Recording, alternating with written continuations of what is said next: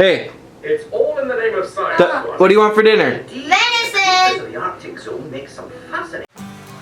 Alrighty guys, it is Super Bowl Sunday. I'm here with my son and my daughter. They're playing in the living room and I'm going to cook up some dinner for us tonight.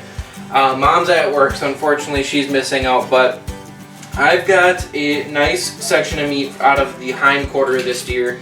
I don't know the name of it off the top of my head, but it's a nice piece of meat that doesn't have any sinew or connective tissue in there. And it can be used for a lot of different things. It can be used as a roast, you can slice it for jerky, you can cut it into steaks, you can smoke it.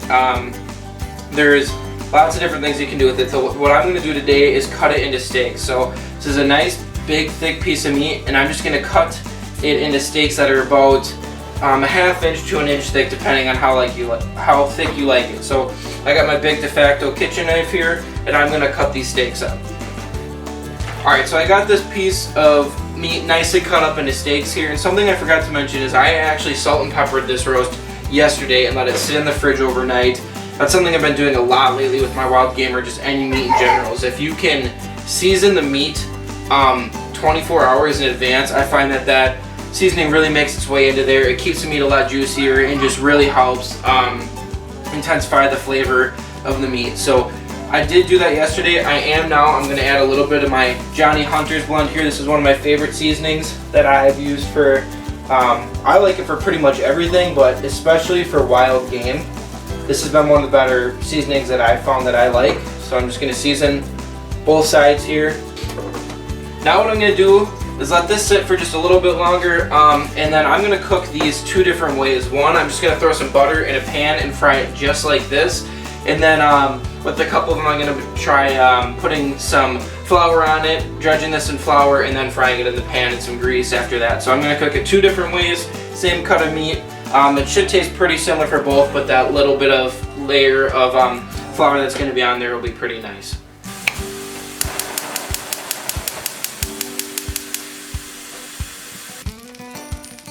Alrighty, now that I got this butter going, I'm going to add these first couple steaks. Alright, now with venison, and really any meat, I like to eat it rare. This has been going for about a minute and a half. I'm going to give it a flip.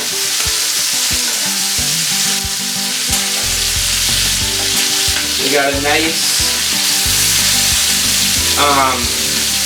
browning on this side. It's got a little bit of a char or crisp to it. So I'm doing about another minute, 2 minutes and a half. These are cut a little bit thicker, so in order to get it medium rare in the middle, that's about what I need. There's a little bit of blood is starting to come through on this side. They feel like they're about right where I want them. I'm going to pull these off, and I'm going to let them rest. It's very important to let your meat rest. They were in this pan for about 4 to 5 minutes, so I'm going to let them rest for about 4 to 5 minutes. Alrighty, now I'm bringing some oil up to heat here, so I'm going to take my already seasoned pieces of steak, roll them around in some flour, and get them in the pan. And it's very important to season your meat before you roll it in the flour, because if you put your seasoning in the flour, you really can't tell how much seasoning you need, how much is actually in there. So season it to taste like what you think looks right before you put it in the flour, and it'll really help you get your seasonings dialed. Give these a flip now. Alright, so these are looking good to go.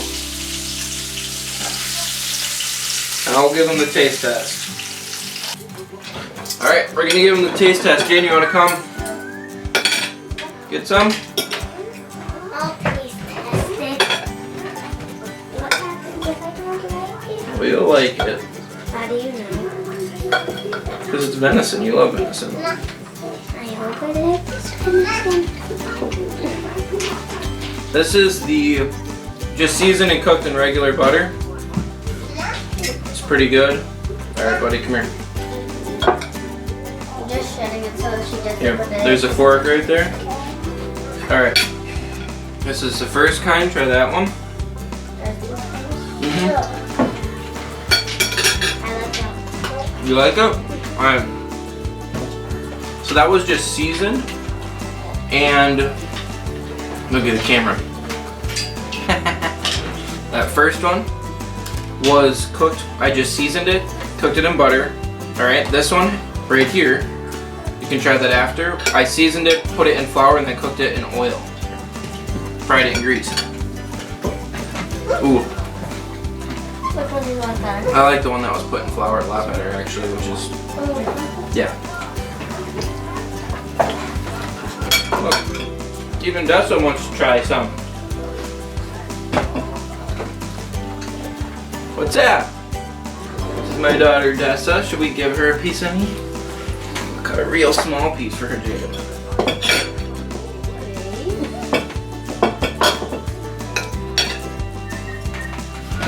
I like the first one better. You like the first one better? Look, she's waving at the camera. Can you say hi?